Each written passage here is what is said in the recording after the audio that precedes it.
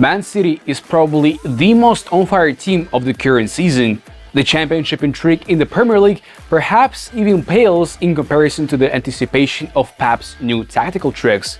What new ideas will Guardiola come up with?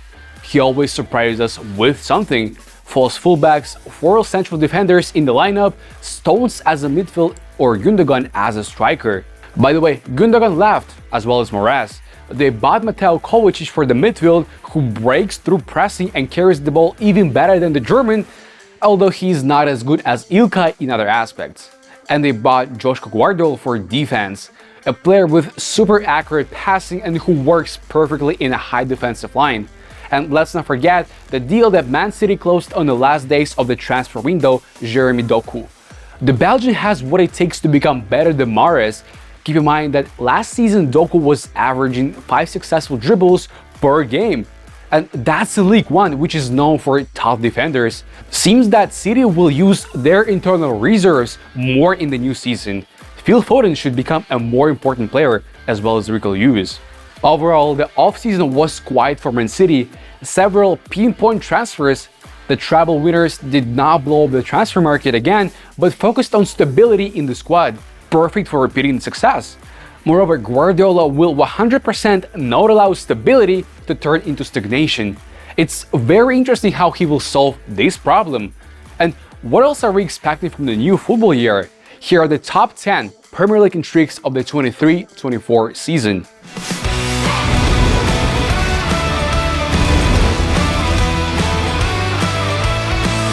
In 10th place is the intrigue surrounding Tottenham and their new coach. Will Postecoglou turn the Spurs into a possession and short passing team? This is the style of football that the 57-year-old Australian Greek coach implemented in Celtic, where he won 5 trophies in just 2 years. The team had a great start so far, but will the team be able to hold this same level for the entire season? That's the question. Postecoglou is a dogmatic coach, and it's clear that he will follow the same path in London as he did in Glasgow.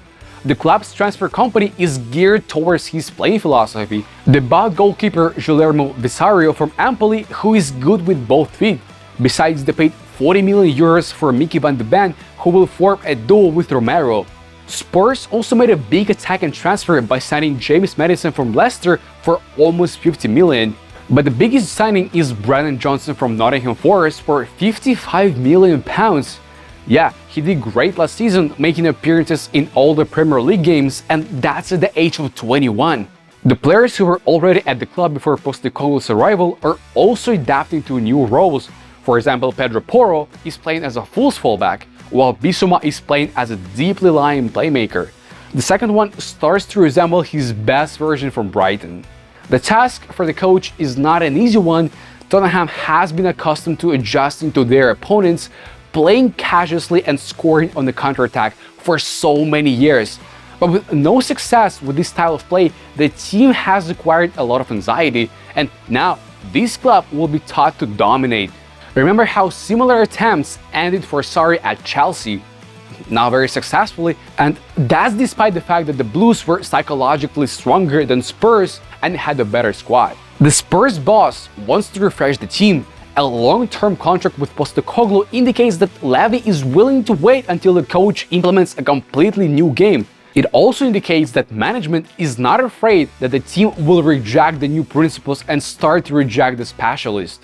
In any case, let's say 5th place will be an extreme success for the Spurs, and if not, the year could be spent rebuilding, and that will be completely normal.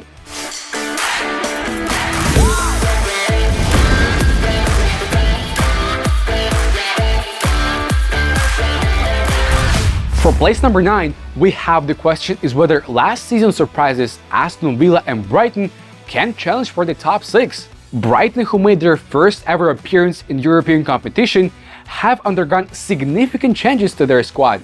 This was expected as smaller clubs often lose their key players to bigger ones. While the team may weaken in terms of individual talent, their structure will remain the same. With European games to contend with, having squad depth is even more important than retaining all their stars from the previous season. World Cup winner McAllister was sold to Liverpool. The same goes for Moises Caicedo and Robert Sanchez, who completed their move to Chelsea. The manager will continue to implement his highly intensity football philosophy, and the team has expanded its squad with new signings. The purchase of João Pedro from Watford for £34 million partially addressed their problems up front. The Brazilian scored 11 goals in the championship last season. Their defensive line has been strengthened by compatriot Igor Julio from Fiorentina, and they have also signed young goalkeeper Bart Verbruggen from Anderlecht, who has already been called up to the Netherlands national team. Besides, 37-year-old James Milner and Mohamed Dahoud as free agents from Liverpool and respectively Borussia Dortmund need to be mentioned. The players will go some way towards compensating for the loss of McAllister and Caicedo. Judging from this short span of time, to me it seems that Brighton is better than ever. Brighton may well drop from their record-breaking position of last season, but they should still be in the upper echelons of the table. Aston Villa are in a much more interesting position. The team shook up last season under Unai Emery's leadership. The Basque coach delivered instant results and promised a trophy for his new club. Villa, who were 14th in the table when Emery arrived, soared to second place in terms of points accumulated in the Premier League over the period he was in charge. None of the players who stepped up to the new level in the last few months of last season have been sold, and the team has strengthened further.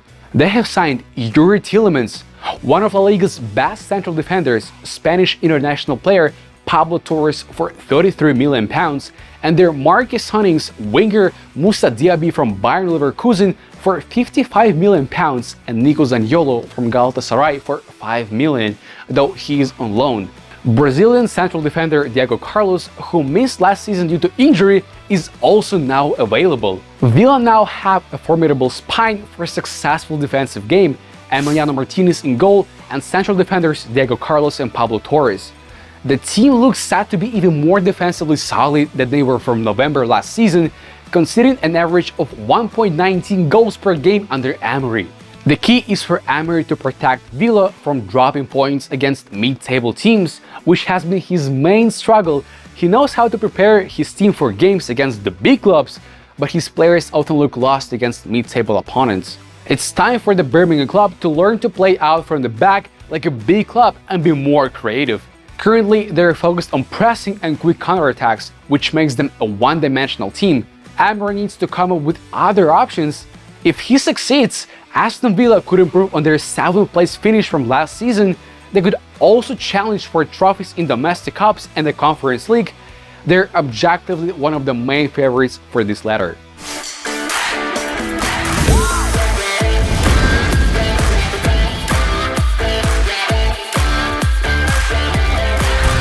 Intrigue number 8 is whether Man United under Ten Hag can take another step forward.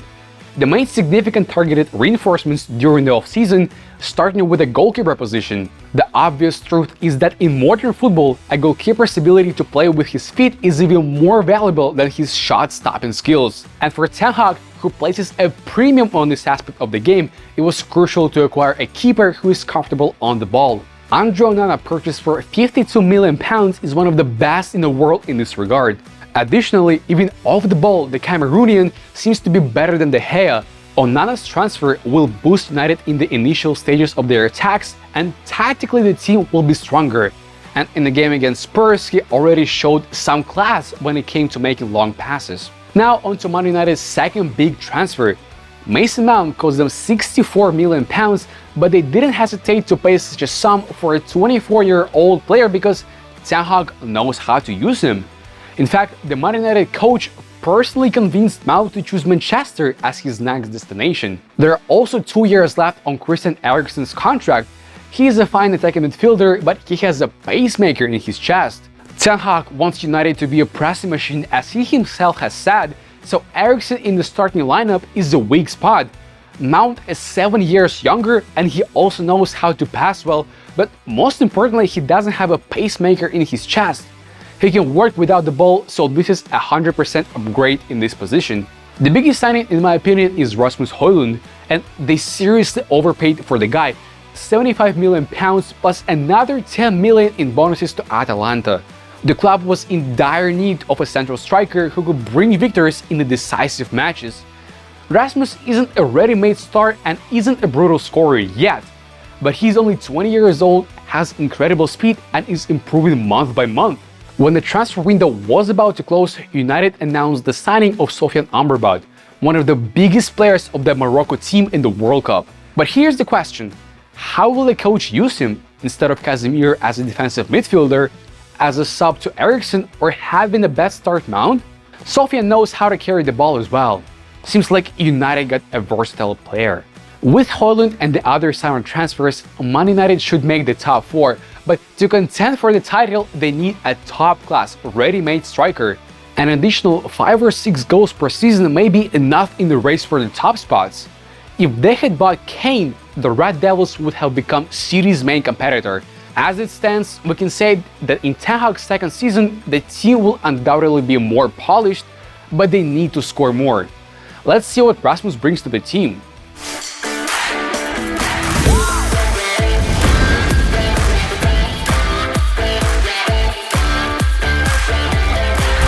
The place number 7 is whether any of the newly promoted clubs can establish themselves in the Premier League. Let's start with the most low-key of those who rose to the top last spring. Luton Town made it to the elite through the championship playoffs. This club is from a town north of London with a population of 200,000 people. The football team was founded there in the 19th century and still plays at a stadium built in the early 20th century. Kenilworth Road has a capacity of 10,000 people, and the value of Luton's squad last season when they won the promotion to the Premier League for the first time was £46 million, a position closer to the bottom of the championship list of teams. It seemed like a beautiful story, and a player from the club, Rado Kumpanzu, became the first in history to go with one team from the 5th division to the Premier League. However, in England, it's not as if they are delighted about Luton's upcoming debut in the top league. The city where stars will have to travel and local fans have a terrible reputation. It's enough to mention that fan ID cards were introduced in England, but only for one club, for Luton. And in general, the team hasn't become noticeably stronger. It currently has the cheapest squad in the Premier League. Luton is considered one of the main candidates for relegation, but at the same time, the club with the modest budget has come a long way from the 5th division to the top flight in 10 years. So maybe they'll surprise us. Sheffield United is the second to the last team in the upcoming Premier League in terms of squad value. Only Luton and Sheffield players are worth less than 100 million. Fans were hoping for serious purchases before their debut in the elite, but there has been nothing impressive. The club's top scorer Iliman Ndiaye moved to Marseille. Sander Berge moved to Burnley. It's fair to say that the club signed Gustavo Hammer from Coventry, Vini Souza from Lommel, and Cameron Archer from Villa. At least they have a man up front who can more or less score, but I really doubt they will avoid problems without Ndiaye or Berge. And the winners of last season's championship, not just the winners, absolute ballers. They set a record for the earliest promotion, Burnley under the leadership of Pep Guardiola's student Vincent Kompany. The Belgian needed only one season to achieve success in England. We have already told in detail about Vincent's breakthrough in coaching. In short, after Anderlecht, Kompany could continue working in top leagues, but he chose the Championship, although he later admitted that he didn't know this league well. Thanks to his hard work, analytical and leadership qualities, the Belgian specialist squeezed the maximum out of Burnley's problematic squad. Now Burnley is third from the bottom in the Premier League in terms of total player value, but their squad is noticeably stronger than Luton and Sheffield. They bought newcomers for 65 million, the most expensive of whom is young center forward from Basel, Zeki Amdouni. But honestly, for the commitment to their style in the Premier League and in the Championship, Burnley was number 1 in possession. The team may not have enough quality in their squad. Vincent has taken a lot from Pep, and Burnley is worth watching just to find parallels with Man City. However, the Belgian doesn't like comparisons with Guardiola and says he wants to be a coach with his own style. We will be following Kompany and his Burnley with great curiosity.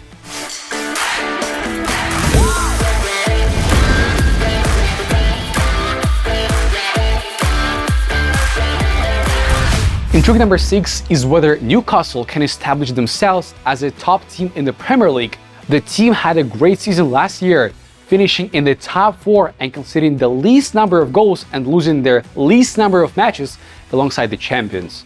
However, with their Saudi owners not splashing the cash, the club has had to conduct a smart transfer campaign bringing in athletic and physically strong players to keep up with their fast-paced style of play.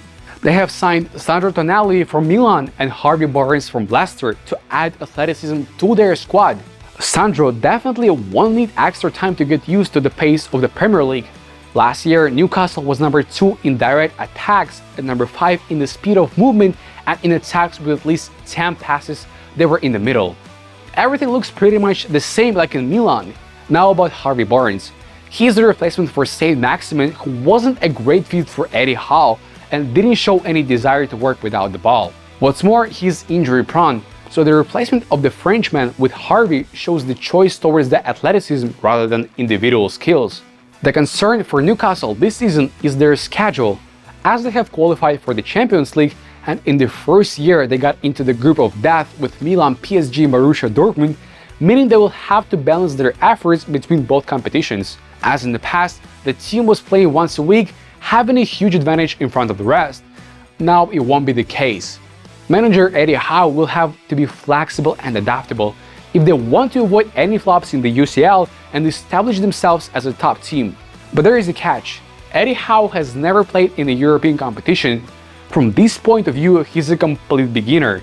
Will he succeed in bringing the team to a new level? If he doesn't, I bet they will drop out of top 4. Despite the challenges, Newcastle has the potential to finish in the top 6 at least. Why not? Who expected them in top 4 last year?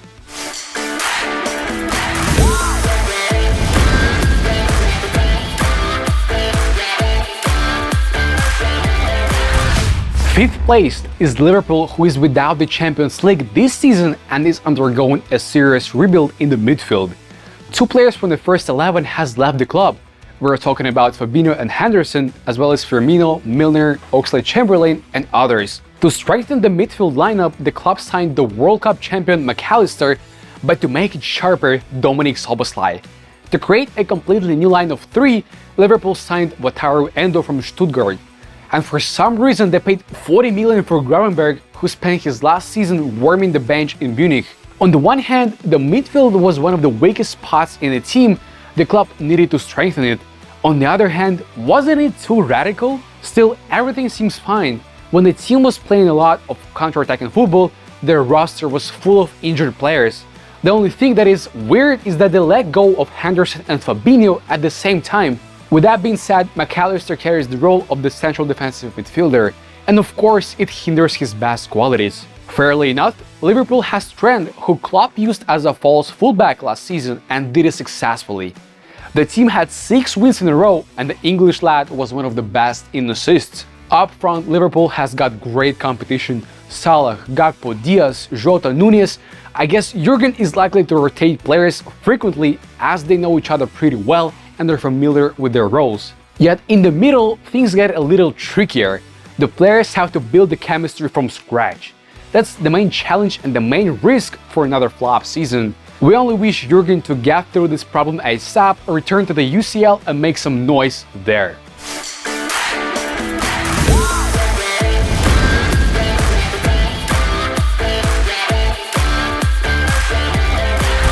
On the 4th place, there is a question of whether we should expect the relegation of any of the league's regulars. Last season, all the newcomers stayed, but 3 teams that we are used to in the Premier League got relegated, including Leicester, which became champions not that long ago. Let's take a look at all the mid-table teams. Here's the mini review. West Ham had to fight for survival last season. After selling Declan Rice, the club got the chance to cash out. And just listen to who they signed. Mohamed Kudus, one of the brightest players of the World Cup. Edson Alvarez, who is a perfect fit for a club like West Ham. James Ward-Prowse, the man get a free kick better than Messi's. And lastly, Konstantinos Mavropanos, who will make a concrete block from the defense line. If prior to the season I would suggest West Ham will be a mid-table team, right now I assume they have all the chances to fight for the place in top 10. Everton has been struggling to survive in the Premier League for 2 seasons now. Their squad is mediocre and their manager, Sean Dyche, is average. Entrusting him with a team meant giving up on ambitions. However, it seems that Dyche is more of an insurance against relegation rather than a guarantee. Let's not confuse the two. What can we expect from Wolverhampton? This summer, they lost their main center-back, Nathan Collins, and midfield leader, Ruben Neves. It was thought that the 55 million from Al Hilal would be wisely invested, but they spent 50 million pounds to buy forward Fabio Silva. The Brazilian scored 2 goals in 20 matches in England. It looks like a purely agent-driven transfer. What a nonsense! Overall, Wolverhampton now seems to be functioning as only to enrich agent Mendes. There are no tournament objectives other than avoiding relegation. Will Brentford continue to make progress? The team has an ultra-aggressive style and fierce pressing, but they don't have much skill with the ball. They need to work on that. However, they have made some interesting transfers. They should be confident mid-table team. Nottingham has stopped buying players in bulk, which is already good. However, they still have a weak, unclear and even incoherent squad left from previous purchases. Chris Wood and Alien joined them. Seems like another fight for survival. Crystal Palace lost their longtime leader, Wilfried Zaha, but Eze started to emerge as the main striker even last season, so Zaha's departure may not have a strong impact. Plus, they have added quality defensive midfielder Jefferson Lerma, who transfer market values at 20 million pounds. Crystal Palace should maintain their place in the Premier League, even though the team is not particularly remarkable. As for Bournemouth, it will be much more difficult for them to maintain their place in the top league without Lerma than it was last year. Yes, they made some good transfers like Justin Kluivert or Ahmed Traoré from Sassuolo, but according to our analytics, Bournemouth showed the lowest quality of play in the previous Premier League season, and it's not clear how they managed to avoid relegation. They will probably be at the bottom of the table again. And one of the most interesting mid-table teams, in our opinion, is Fulham. They still have Marco Silva, a good coach who gave the team an identity. He took the club back to the Premier League on their first attempt, and they immediately finished 10th. They have recently signed Raul Jimenez, so they won't suffer that much from Mitrovic leaving the club. They also bought a quality centre-back from Ajax, Calvin Bassey, and managed to keep a top-notch midfielder, Palhinha. Regardless, the team shouldn't expect to be at the bottom of the table. In any case, watching Silva's work will be interesting, especially keeping in mind that the Portuguese coach turned down the offer from Saudi Arabia.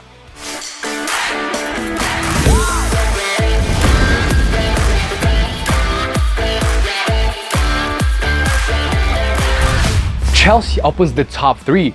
Will Pochettino make wonders with the Blues with his focus on endurance? For now, it's all screwed up. Bowley again splurged on players who I even never knew, as a result again spending more than anyone in the league. But why such a question in the first place? Well, because the Argentinian coach currently has a young team in his hands, ready to run and execute tasks. Look, Chelsea currently has the youngest average age in the Premier League, just over 23 years old, and that's with Thiago Silva in the squad. Without him, it will probably be around 22. In my opinion, Chelsea have done well in refining the squad. Just look at the list of older or expensive players who were not performing at the required level and were let go this summer. The new coach insisted on keeping motivated players. Someone like Mount, considering his skill level, would have been useful, but his motivation left so much to be desired, so he was sold. Fans should feel that all the players representing us on the field are ready to die for the club. This is a quote from Pochettino, and everyone liked it. And the transfer campaign was carried out under his motto. Here's the list of the summer's acquisitions. At the beginning of August, they acquired a 25-year-old central defender from the France national team and vice world champion Alex Disasi, the Moises Caicedo, Romeo Lavia, Nkunku, Nicholas Jackson, Palmer, and many more players. So the main strengths of the Blues now are motivation and physical strength. Pochettino was building up their stamina during preseason, which players claim was the toughest of their careers. The Brits must become one of the most running and pressing teams in the league. Under Pochettino, Tottenham was constantly in the top 2 in terms of pressing intensity in the Premier League. On the other hand, physicality alone won't get you so far. Building a structure and implementing a proper pressing game takes time. So it's quite possible that this season will be a transitional one for Chelsea, but not to the extent of Tottenham. After all, Pochettino is much more flexible than Postecoglou and overall at a higher level. The Argentinian coach will surely protect himself from failure and most likely achieve a decent result, despite the lack of consistency and stability in the squad. Chelsea had a crazy transfer policy under the new owner. There are still some questions, but in my opinion, this transfer period has been more thoughtful. Now, thanks to the purchase of Caicedo, with even more strength with pure physicality, they can reach for the top 4 of the Premier League. One of the wisest decisions by Chelsea's management was to bring in the adaptive Pochettino for this young and hungry squad. If they also had bought a forward of Osimhen's caliber, I would say that Chelsea place in the top 4 would be guaranteed. But for now, nothing is clear. To my mind, Chelsea just lacks a leader up front.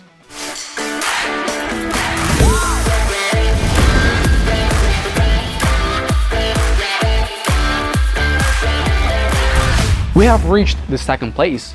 Who among the players will become the hero of the new English Premier League season? Of course, all eyes will be on Haaland again. Will he repeat his phenomenal numbers from his debut season in England? The uniqueness of the Norwegian is that he consistently scores a lot of goals from unexpected positions.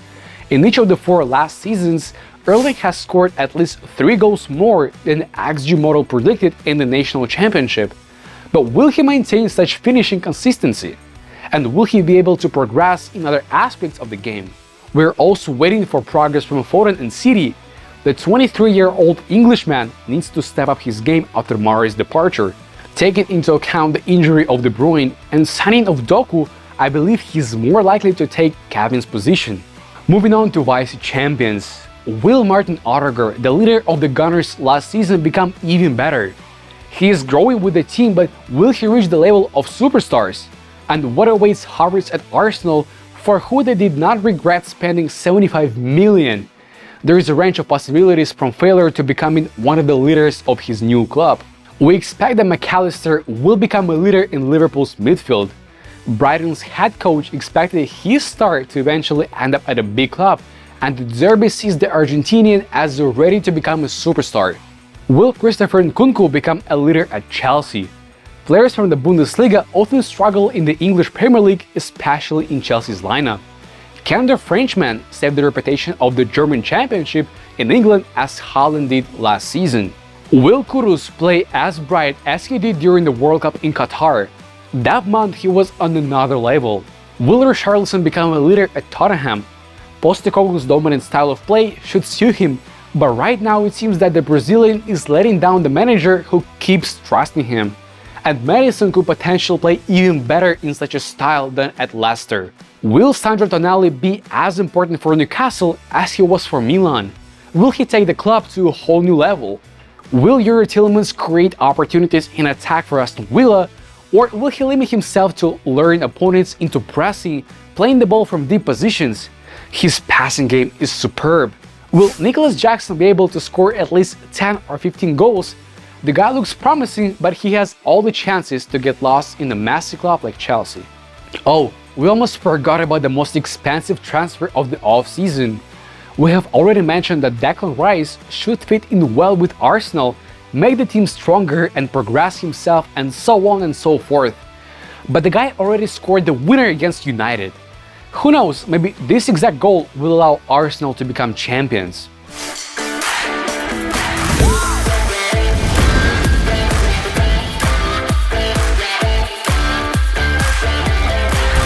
And the first place, let's talk more deeply about Arsenal, which made our previous season of the English Premier League wildly interesting with their overperformance and the threat to Manchester City's dominance. Will the Gunners fight for the championship again? They have already beaten City in the Super Cup. Hold on for a moment. Arsenal currently has the second most expensive squad in the league. Could you imagine that? The youngsters that Arteta trusted have become more valuable, and they have brought in some great players. The new transfers will give the team flexibility, depth, and variety. They have upgraded the right back position. Previously, White, a former central back, played in that role for Arsenal. Now, player of the Dutch national team and also a former centre back, Jurgen Timber, can perform just as well. His arrival also serves as an insurance for Saliba's position. If the Frenchman, who has become the leading central defender, suffers an injury similar to what hindered the Gunners last spring, White can cover the position and Timber can replace White on the side. The Dutch newcomer adds depth to both the right side and the center. But here's the catch, Julian got injured already in the beginning of the season. Well, don't get me wrong, it's not funny, just wish the guy to recover ASAP. Declan Rice not only replaced Jota but also makes Arsenal midfield even better. And thanks to his versatility, Harris can play multiple roles, replacing Jesus, Odegaard or Saka when necessary. Many people say that the German is underperforming or seems to be lost. Well, a part of it is true, but if you take a closer look at how he plays without the ball, I promise you will change your opinion. The Gunners were lucky last year. They had the most goals, which the XG model did not expect. But we understand that to win the championship, they need around 90 points, because City would have to experience a serious crisis to get less. So it's not enough for Arsenal to just retain their core, the team needs to maintain the level of play. And it will be desirable for them to become even better in certain components. They will have to exceed expectations once again, and now they also have the Champions League, where they qualify for the first time in many years. For now, Arsenal is a young and a progressing team, growing stronger every year and getting used to competing at a high level. We hope that the Gunners will not let City kill the title race again, and we look forward to seeing them in the Champions League playoffs. This is another important challenge because we all remember that under the late Wenger's leadership, they were eliminated in the round of 16 for 7 consecutive times. The fans will be very grateful for Arteta if he could leave that curse from the club.